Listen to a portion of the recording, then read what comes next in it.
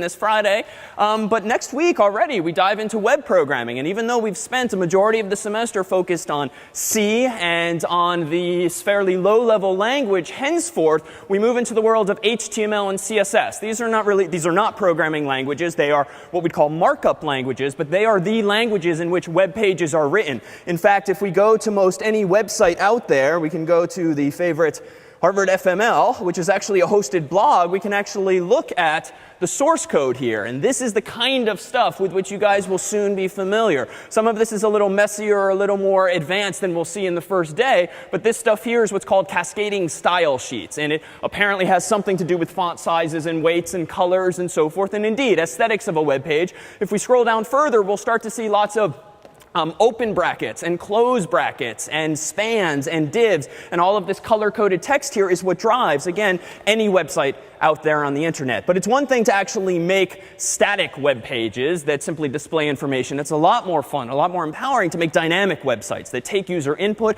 that produce dynamic output, and Harvard FML is an example of that. IsawYouHarvard.com is another example, right? Tej and the Voice or the Noise are not actually just posting these things statically. They're actually receiving form submissions from actual users, and then they've written some code on the back end to actually display these posts. And all of this will be possible thanks to languages like PHP, a database language called SQL, and in fact, for your final projects, you're welcome to go with those languages or beyond. We have students every year who dabble in C#, in Python, in Ruby. There's so many languages that will be available to you. And in fact, statistically, over 80% of you will end up doing web-based final projects because 1, it's relatively accessible. 2, it's familiar. 3, it's useful.